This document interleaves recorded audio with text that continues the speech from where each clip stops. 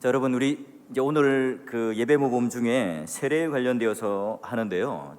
이 홈페이지 한번 들어가 보시면 제가 이제 이 사월교회 와서 세례에 관련된 설교만 거의 한 성례에 관련된 설교만 거의 한 30번 가까이 한 것 같아요. 공식적으로 비공식적으로.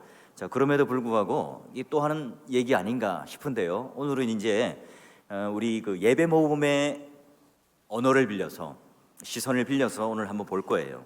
다시 한번 정리하고 또 복습하는 마음으로 보시면 되겠는데요. 여러분 그 책에 이제 보시면 예배 모범 책에 보시면 성례 집례에 관하여 세례의 부분을 볼 겁니다. 예, 이 부분에 오늘 하루 이제 간단하게 볼 텐데요. 복습을 해보죠.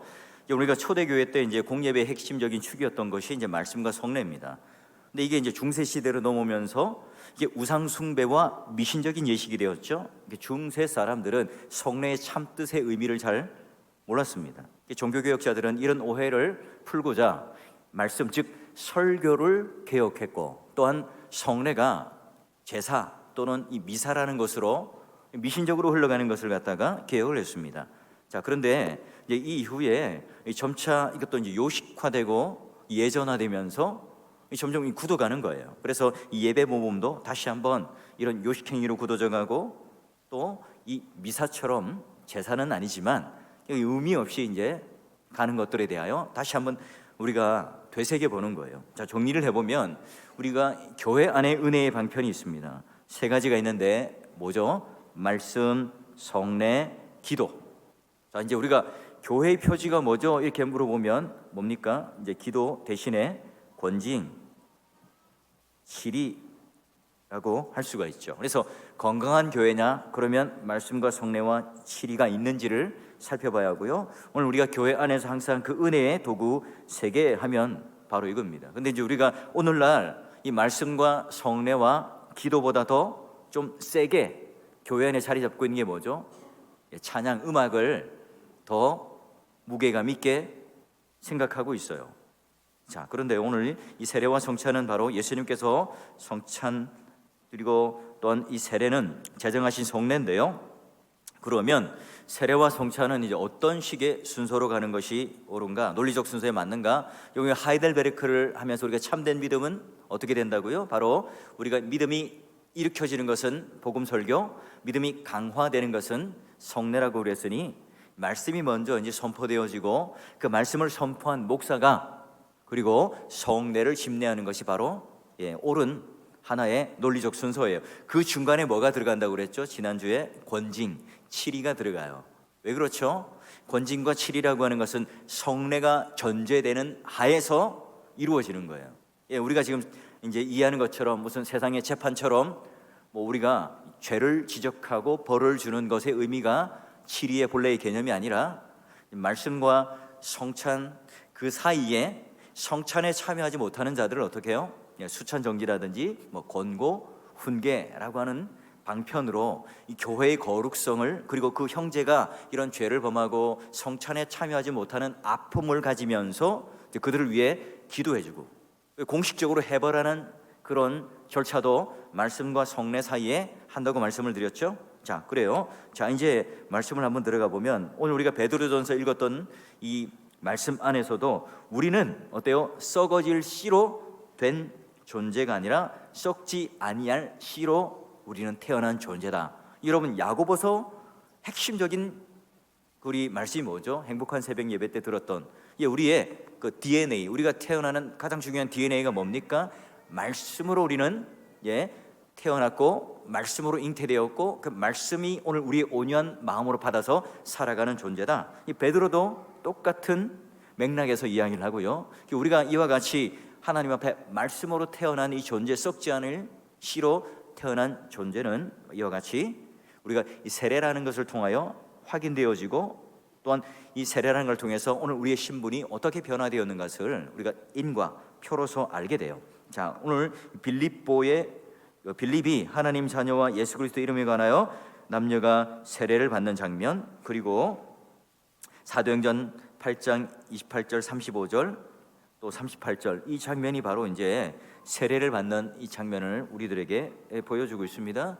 그러니 여러분, 우리가 이 세례라고 하는 것이 예수님께서 제정하셨고 그냥 그 제정하신 것으로 끝난 것이 아니라 초대 교회 때에 분명하게 신앙을 고백하고 그리고 그 세례를 받는 그런 절차들을 사도행전에 보면 무지하게 많이 발견할 수 있습니다. 그럼 여러분, 이 세례가 오늘날 우리에게 무엇이기에 예배의 중요한 요소가 되는가? 세례라고 하는 것은 삼위 하나님께서 오늘 우리 믿는 예수 그리스도에 대한 믿음과 순종으로 고백하는 자들이 접붙임함으로 교회의 회원, 교회의 몸이 되었다는 그것을 드러내는 하나의 예식이에요.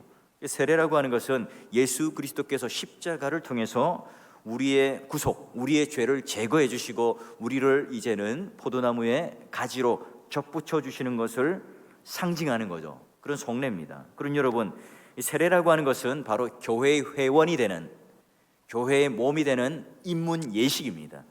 그럼 여러분, 세례라고 하는 것은 은밀한 곳에 가서 하지 않습니다. 당회실이나 목양실이나 새가족실에 가서 세례를 베풀지 않아요. 모든 사람들이 보는 이 공적인 자리, 그러니까 수요 예배나 금요 기도회에 하지 않고 주일 오전 공예배 모든 사람들이 모여 있는 곳에서 세례를 합니다. 자, 그러면 여러분, 세례는 또 언제 베풀어야 될까요? 이 유아 세례를 한번 볼까요? 우리는 왜 5월 어린이 주일과 성탄절에 유아 세례를 줄까요? 뭔가 우리가 미신적인 의미가 있어서가 아니에요. 특별하게 그날에 무슨 주면 은혜가 되고 특별한 절기이기 때문에 주는 게 아니라 당회 결정에 의하여 유아 세례를 좀 우리가 기억하기 쉽게, 왜냐하면 당신 유아 세례 언제 받았어요? 물어보면 몰라요. 잘 기억을 못해요. 그러니까 여러분, 어릴 때 여러분 세례 언제 받았어요? 또한 우리가 입교 언제 받았어요? 잘 기억 못하죠. 왜냐하면 그 기억이 잘 안 되기 때문에 그래요. 그래서 유아 세례만큼은 그래도 좀 어린이 주일과 낀 날, 그리고 성탄절, 그러면 정확하게 부모님이 유아 세례 받은 날을 기억할 수 있기 때문에 일부러 우리는 그 이해하는 차원에, 배려하는 차원에 어린이 그 주일 절기가 있는 것과 그 다음에 성탄절에 하는 거예요. 사실 언제나 이 교회는요, 이 유아 세례를 계속해서 베풀어야 합니다. 아기가 태어난 그리고 첫 출석하는 그 주일에 유아 세례를 보통 베풀어요. 서양 여자분들은 뭐 우리 같이 이렇게 미역국을 먹으면서 산후조리원에 들어가서 뭐 2달, 3달 있지 않잖아요. 예, 아기 낳으면 그 주에 교회 나와요. 언제 유아 세례를 주죠? 예, 아기 낳고 일주일 만에 교회 오면 그때 모든 교회가 이제 축하하며 기뻐하며 유아 세례를 주게 됩니다. 역사적으로 여러분, 이 개혁교회는 가능한 빨리 유아 세례를 주었던 거죠. 우리 교단 헌법에 만 2세가 되기 전에 유아 세례를 주라는 것은 어떤 그 자격 요건, 안 되는 자격 요건이기보다는 빨리 세례를 주라는 거예요. 자, 그런데 보통 우리가 출생 후 이제 그 빨리 유아 세례를 받을 수 있으면 좋아요. 자, 그러면 이제 예배 모범을 통해서 이제 한 절 한 절 텍스트를 읽으면서 어떤 우리에게 권면을 하고 있는지 볼까요? 자, 세례 집례전의 유의사항을 보니까 세례는 필요 없이 늦춰서는 안 된다. 빨리 받으라는 거예요. 자, 어떤 경우라도 개인이 행해서는 안 돼요. 누가 행합니까? 목사 중에도 어떤 사람이요? 말씀을 전하는 자가 집례를 합니다. 그러니까 목사가 무슨 특별한 권위가 있고 신비한 능력을 가지고 있고 세례를 주면 이 사람이 진짜 중생되어서 뭔가 갑자기 레이저 강선이 나와서 뿅 하고 변하는 게 아니라 말씀이 뭐라고요? 믿음을 일으키고 성례가 그 믿음을 강화시키는 것으로 논리적 일관성을 가지며 말씀을 들고 선 목사가 바로 똑같이 동일한 보이는 말씀으로서 성례를 집례하는 거예요. 자, 그래서 개인이 행해서는 안 되고, 자, 그런데요, 여기까지 딱 보고 로마 가톨릭은 어때요? 주교나 사제나 부제, 심지어 여러분 세례받지 않은 사람조차도, 내가 세례 안 받았는데도 이 사람이 구원이 필요해서 세례를 좀 주었으면 좋겠다 요청하면 세례를 줄 수 있어요. 왜 그런 생각을 하죠? 세례는 구원의 조건이라 봤기 때문에 그렇죠. 그러니까 여러분, 물이 없으면 어떻게 해요? 이 세례를 줘야 되는데 급한데 물이 없어요. 그럼 침을 뱉어가지고 세례를 줬어요. 제가 뭐 웃기려고 하는 얘기가 아니라 실제로 뭐예요? 물이 없는데 애가 숨이 꼴딱꼴딱 넘어가는 겁니다. 그거 어떻게 합니까? 구원 못 받고 지옥 갈 수 있잖아요. 그러니 급한 김에 침을 뱉어서라도 세례를 줍니다. 왜냐하면 구원의 조건이라고 생각하기 때문에.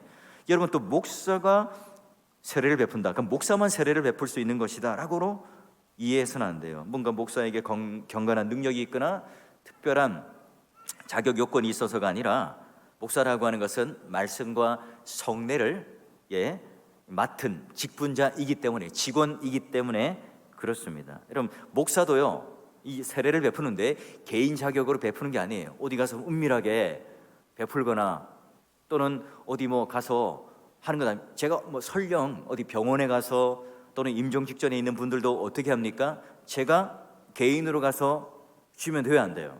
안 되지요. 당회에다가 같이 논의하고 당회가 같이 허락하라고 결의하고 동의해서 그래서 이분에게 세례를 주려 합니다 라고 함께 의논해서 교회가 세례를 주는 거예요. 세례는 제가 주지만 궁극적으로 교회의 접붙임 당하는 거기 때문에 교회가 준 거란 말이에요. 자, 그래서 여러분 그 당의 결의에 따라 세례를 베푸는 것임을 잊지 말아야 됩니다. 그래서 여러분 당회가 유아 세례 또는 당회가 세례받는 우리 입교 또 문답하는 이 과정 속에 그 모든 결의에 따라 함께 베풀고요. 그리고 또 당회의 권위가 이 모든 것을 허락하고 안 하고 당회가 베푸는 게 아니에요.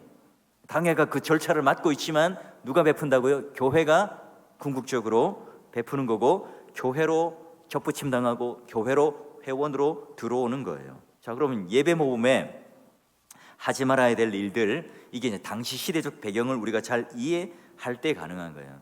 사적 세례가 만연했던 로마 가톨릭 교회는 구원의 조건이었기 때문에 돈 받고 사적으로 세례를 베풀기도 하고, 또 좀 지체 높은 양반이나 또는 좀 권세 있는 사람들은 출장 가서 이제 세례를 주기도 하는 거잖아요. 사제가. 그럼 가만히 있겠습니까? 그러면 이제 돈 봉투도 마련해서 거기에 대한 사례도 주고 했겠죠. 여러분, 저한테 세례를 받았다고 뭐 이렇게 홍삼이라도 주신 분이 있습니까? 없죠. 왜 그래요? 교회가 준다고 생각하기 때문에 그렇잖아요. 근데 이게 사적으로 세례를 베풀었던 로마 가톨릭 교회는 그것조차도 이 금전적 관계로 보았다는 거예요. 잘못 간 거죠. 여러분, 게다가 이제 세례라고 하는 것은 개인이 베풀지 않는다는 것은 공예배에 세례를 베풀어요. 요즘에 이제 대형 교회가 사람이 많다 보니까 예배가 또 너무 이렇게 많이 1부, 2부, 3부, 4부 있다 보니까 어떤 교회는 이제 수요일 날, 금요일 날 베푸는 경우도 있습니다. 어떤 어쩔 수 없는 조건 때문에 하는지는 모르겠지만, 그러나 공예배 때 모든 사람들이 함께 있을 때에 공예배 시간에 세례를 베풀어요. 왜 그렇죠? 이건 세례 받는 사람만 중요한 게 아니에요. 왜 그래요? 세례를 베풀면서 이분이 네 하고 언약을 하며 대답을 하죠. 근데 이 청중들이 뭐가 됩니까? 증인이 되는 겁니다. 청중들도 이들을 잘 보살피고 기도하며, 마치 이제 유아 세례를 받은 자들은 입교를 하고 나중에 이제 진짜 세례교인으로서 들어와서 무입교인이 될 때까지 기도로 여러분 잘 섬기겠습니까? 라고 하는 것에 대하여 증인이 되는 거예요. 그렇기 때문에 오늘 회중 전체도 세례받는 이 상황 속에서도 또 세례받는 이 자를 바라보면서도 내가 옛날에 세례받았던 것을 또한 기억하고 그 은혜를 다시 한번 되새기면서, 그리고 이 세례받는 자를 위하여 한몸된 자로서 나의 자녀처럼 생각하며 함께 기도해 주는 것이 뭡니까? 그게 바로 성례 가운데 세례를 집례하는 이유예요. 그 여러분 어디 몰래 가서 하거나 또는 개인이 가서 어디 그 한정된 공간에서 하는 것이 아니라 다 모든 사람들이 모여있는 공예배 때 청중들과 함께 모두가 참여하는 거예요. 그래서 목사 개인이 세례를 집례하는 것이 아니라 세례받는 사람이나 또는 세례를 집례하는데 보고 있는 우리 모든 성도들, 동역자들도 함께 이 세례의 집례 성례에 참여하는 거예요. 목사님, 성찬은요 그래도 먹고 뭐 마시고 이렇게 하지만 뭐 세례는 그냥 그저 보는 것 아닙니까? 아닙니다. 그 집례하는 것을 보시면서 이와 같이 함께 여러분이 참여하는 거예요. 자, 그러면 이제 보니까 이 세례라고 하는 것은 하나님의 비밀을 맡은 청지기로 부르심을 받은, 청지기라고 말해요. 교회의 주인이거나 목사가 교회의 어떤 굉장한 권위를 가진 주권자로서 통치자로서 하는 것이 아니라 청지기로 부르심을 받은 목사에 의해서 행해져야 한다. 자, 보세요. 개인적인 장소 안 된다. 사사로이 행해서는 안 된다. 공중 예배시, 여기 이제 공예배라는 말입니다. 회중 앞에서 사람들이 가장 편하게 보고 들을 수 있는 곳에서 행해야 할 것이며, 여러분, 그래서 우리가 세례를 요즘에 어떻게 하죠? 유아 세례 같은 경우도 청중들이 볼 수 있는, 그래서 가장 잘 보일 수 있는 위치에 두고, 그리고 모든 사람들이 편하게 보고 편하게 들을 수 있는 곳에서 행하는 거예요. 그냥 제가 뭔가 여러분에게 퍼포먼스를 보여주고 뭔가 좀 젊은 목사가 와서 좀 새로운 모습으로 세례를 베풀어야지, 그게 아니라 신앙 이 예배 모범에 바로 이와 같이 보이는 말씀으로서의 설교로서의 한편의 그 집례하는 이 과정이 바로 여러분과 함께 동참하는 설교를 보는 과정 속에 참여하기 위해서예요. 자, 그리고요, 다음으로 보면 교황시대처럼 중세시대죠. 세례반이 적절하지 않으며 미신적으로 설치된 곳에서 행하지 않는다. 그럼 세례반이 뭐냐? 여러분이 이제 어디 유럽에 그 여행을 가시거나 이렇게 보면 강대상 옆에 온폭하게 파여진 그 마치 이렇게 물을 담아 놓는 이 손을 씻는 곳인가 뭐 하는 곳인가 애매한 게 있죠. 그 옆에 보면 또 널따란 식탁 같은 게 있죠. 이게 바로 이제 성찬 되고요. 그다음에 이게 세례반 씻는 유아 세례를 하는 곳이에요. 이제 그런 게 이제 아주 이제 미신적으로 설치된. 그래서 여러분, 로마 가톨릭 교회는 이 제단이 뭐라고 생각합니까? 바로 예수님의 지성소, 십자가에 들어가는 아무나 들어갈 수 없는 지성소라고 생각하고, 또 그런 세례반 이런 것들도 아무나 만질 수 없는 성물이라고 생각을 하는 거예요. 자, 이게 틀렸다 하는 거예요. 이제 아닌 것에 대하여 이제 이야기를 하고 있죠. 자, 그러면 이제 중요한 것, 세례받을 자녀는 어떻게 해야 되는가? 유아 세례를 받는, 또는 여러분이 그 자녀들이 세례를 받을 때 어떻게 해야 되는가? 자, 하루 전에 목사에게 통지를 하고 아버지가 데리고 나올 것이요. 누가 데리고 나와요? 아버지가. 보통 우리는 엄마가 이렇게 세례 때 오잖아요. 근데 우리 교회는 어때요? 아버지가 와서 앉고 어머니가 옆에 앉고 유아 세례를 주고 사진을 찍고 이렇게 하죠. 아버지가 만약 이제 언약의 어떤 대표자로서의 가정의 그 대표자로 있기 때문에 그래요. 그래서 여러분, 이 아버지가 나와서 세례받을 자를 안고, 뭐 또 자녀가 있으면 엄마가 그 자녀를 안고 이 앞자리에 앉아서 여러분 보는 가운데 세례를 드리고 있는 겁니다. 그 대신 없다면, 진짜 없다면 신자 친구가 데리고 나오고 자녀가 세례 받기를 원하는 소원을 진지하게, 이게 정 없다면 보증해 줄 수 있는 그런 신자가 나와서 해줘야 한다, 이렇게 말하고 있습니다. 자, 그러면 세례 집례 전에 중요한 것은 늦추지 말고, 누가요? 목사가 집례하고 사적이고 개인적인 장소에서 하지 말고, 세례 대상은 보호자의 인도에 따라, 아버지의 인도에 따라 신앙 고백을 하고 할 수 있도록 하라. 정리가 되시죠? 여러분, 책을 가지고 다니면서 보셔야 됩니다.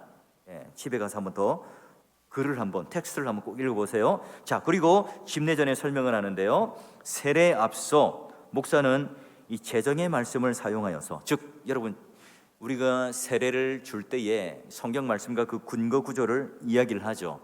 우리 교회에서는 가급적이면 성례가 있는 때는 그 성례에 걸맞는 본문을 가지고 충분히 설명을 하고 세례를 주고 또한 성찬을 주고 했었습니다. 그러니까 재정과 본질과 용도의 목적에 맞는 것 같이 설명을 하고 하라는 거예요. 그래서 중요한 것은 이 예식은 누가 정했다고요? 주 예수 그리스도께서 제정하신 거예요. 신학교 박사나 유명한 대형교회 목사가 만들어낸 프로그램이 아니라 우리 주 예수 그리스도께서 친히 제정하시고 주님이 오시는 그날까지 기념하라 말씀하셨어요. 그래서 은혜 언약이라는 것과 그리스도께 접붙이받은 것, 연합하는 것, 죄사함 받는 것, 거듭남, 영원한 생명을 얻는 뭐라고요? 인이라는 거예요. 도장이라고 하는, 보증이라고 하는 겁니다. 이걸 잘 설명해 줘야 합니다.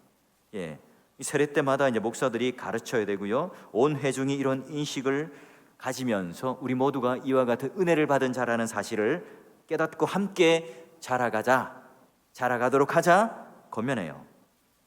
그리고요, 이제 세례 시에 사용하는 물, 자, 이 물은 그리스도의 피와 죄의 지배와 죄성의 부패로부터 원죄와 자범죄로부터 모든 죄책을 제거하는 그리스도의 영의 효력을 나타내고 뭐 한다고 그랬어요? 상징, 심볼.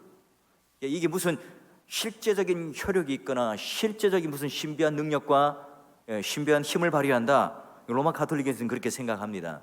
그러나 우리는 뭐라고요? 인과 표, 상징이라고 하는 개념을 가집니다. 그러니까 이게 우리가 모두 보기에 이와 같은 하나님의 은혜가 임하는 것에 대한 예식으로서의 상징이지, 신비한 능력을 우리가 부여해가지고 특별하게 무슨 성수 이렇게 해가지고 구별된 물로 이해를 해서 생각하지 않는다는 거죠. 침례와 물을 뿌리는 것, 물 씻는 것, 다양한 방식의 내용. 뭐 그 당시 때도 여러분 뭐 침례파도 있고 또 그냥 이렇게 물을 뿌리는 세례파도 있고 했었으니까요. 이 다양한 수용을 하면서 예배 모범을 만든 거예요.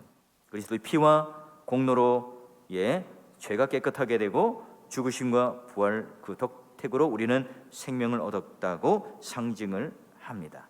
그래서 여러분, 세례의 용도와 이 제도에 대한 목적은 뭐냐? 바로 물을 사용하는데 그리스도의 피 영의 효력이고요. 그다음에 침례 행위는 바로 죄죽임과 새 생명을 얻는 것이다 할 수 있어요. 자, 여러분, 이 중요한 것은 오늘날 우리가 이제 세례를 받기 전에 중요한 절차가 있어요. 자, 먼저 이 세례 대상자들, 자, 이런 상황, 이 그림을 여러분 세례식까지 가는 장면 여러분 잘 알긴 아실 거예요. 자, 그 이전에 먼저 한번 읽어보죠. 자, 이 약속은 신자와 그 후손에게 주신 것으로 교회 안에서 태어난 신자와 자손과 그 후손은 그들의 출생과 동시에 언약에 참여함으로 그 인치심에 참여할 권한이 있고, 복음 아래 교회의 외적인 특권에 참여하는 권한을 가졌으니 은혜 언약은 그 본질상 같으므로 구약시대의 아브라함의 자손들보다 못하지 않으며, 이게 이제 할례 언약과 은혜 언약과 성례가 같은 의미로 보고 있는 거예요. 자, 하나님의 은혜와 신자들에 대한 위로도 이전보다 더욱 풍성해집니다.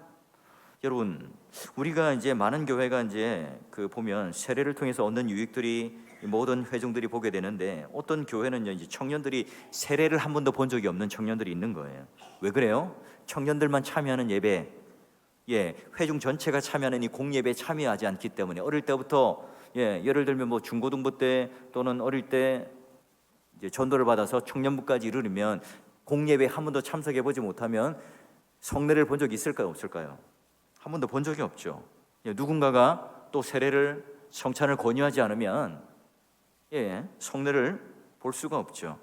이 모든 이 참여하는 회중의 예배는 이 직접적으로 관련된 게 바로 성찬식이에요. 여러분, 오늘날 뭐 이렇게 무슨 사이버 교회, 인터넷 교회가 있어요. 근데 설교는 들을 수 있고 찬양은 들을 수 있죠. 절대 안 되는 게 있어요. 성찬은 직접 나와서 먹고 마셔야 돼요. 교회의 성립 자체가 성찬이 없다면 안 되는 것처럼요. 그러기에 중요한 겁니다, 성례가. 자, 그러면 보시면 세례 대상자들을 파악하는데요. 자, 이게 누가 하느냐? 사실 우리가 신청하는 게 아니라 교회가 찾아 나서야 되는 거예요. 그 대상자를요. 당회가 그 대상자를 찾아 나서고요. 그 세례를 위한 교육을 시켜요. 그리고 당회에 문답을 하는데 조건이 되지 않으면 탈락, 다음 기회에 해야 돼요. 근데 웬만하면 통과가 돼요. 이 요건을 어떻게 할 것인가 고민해야 되겠죠. 그리고 세례 대상자가 서약을 하게 되고요. 공적으로 휴보에 광고를 하고요. 이제 세례식이 이루어지게 됩니다. 근데 이 과정 자체가 요 근래에는 많이 느슨해졌어요. 그러니까 어떻게 세례 교육을 할 건지. 초대 교회 때는 세례 교육의 교재가 뭔지 아세요? 사도신경. 여러분, 우리 사도신경 배웠잖아요. 바로 이게 사도신경은 초대교회 때 세례문답 때 사용했던 문답이 굳어져서 만들어진 게 사도신경입니다. 그러니까 초대교회 때는 이 사도신경을 정확하게 이해하고 고백하지 못하면 세례를 못 받는다. 여러분, 우리 교회에 교재로 사용하고 있는 사도신경을 그 한 권을 못 읽으면 세례를 못 받아요. 자, 그러면 이제 한번 볼까요? 집례전에 유아 세례의 근거와 효력과 세례자 의무를 보면 하나님의 아들께서는 자기 앞으로 나온 어린 아이들을 용납하시고, 이게 우리가 이제 유아 세례를 줄 때 항상 근거 구절로 말하고 있습니다. 그리고 보이는 교회 품으로 엄숙하게 받아들여지며 세상 구별된 신자들과 연합이 되어야 한다라고 말을 해요. 그래서 이 유아 세례식은요, 바로 이 교회 보편적으로 아이들이 가입하는 그런 예식이라는 거죠. 근데 여러분, 중요한 게 뭐냐면, 예전에 그 미국의 2차 부흥 운동 때 불특정 다수인 청중들에게 한두 번의 설교를 듣고 집회를 하고 나와서 자, 죄를 고백하면 구원받았으니까 와서 세례를 받으시오 말을 해요. 여러분, 그게 가능하나요? 왜냐하면 그분들은 한두 번 설교를 듣고 흩어질 자들이에요. 그냥 집회에 있었던 거죠. 성례는, 세례는 어떻게 교회가 한다는 거잖아요. 계속해서 교회 회원으로 받아들이며 그 신앙과 믿음에 대하여 담보할 수 있는 연합이 되는 한 몸 된 교회가 하는 거기 때문에 그렇게 세례를 줘서는 안 되죠. 그분이 어떻게 다시 믿음을 저버리고 또한 이 세례받은 자답게 살지 않는 것에 대해서 어떻게 우리는 감시하고 또한 확인할 수 있습니까? 안 되잖아요. 여러분, 그래서 우리는 군대 이 진중 세례식도 고민해 봐야 되는 거예요. 자, 그리고 그리스도 이름으로 세례를 받은 모든 사람들은 세례에 근거하여 이제 마귀와 세상과 육신을 포기하고 싸워야 되고요, 세례 전에 이미 언약적 거룩하게 세례를 받은 거라는 거고요. 자, 그리고 이제 세례라고 하는 것은 내적 은혜와 세례의 효력은 세례가 베풀어진 그 순간에만 매여 있는 것이 아니고요, 우리 일평생 이제 도장인 하면 어떻습니까? 계속해서 있는 거잖아요. 그런 것처럼 함께 있는 거라는 거죠.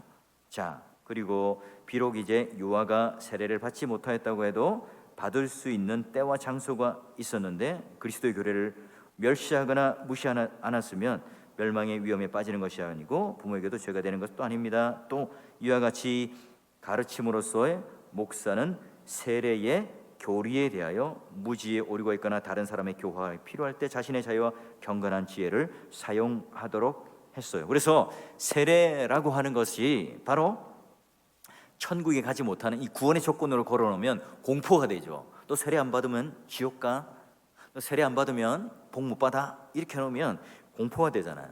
우리는 그렇지 않고 바로 은혜 언약 아래에서 교회 한 몸 되는 유익을 설명하고 이야기를 해요. 그래서 인간적으로 공포심을 활용한 것이 아니라 종교개혁자들은 성경이 말하는 것만 언약 아래에 어떤 유익이 있는가, 어떤 조건이 있는가를 말했어요. 자, 또 세례 집례시 권면하는데 세례받은 회중들에게도 합니다.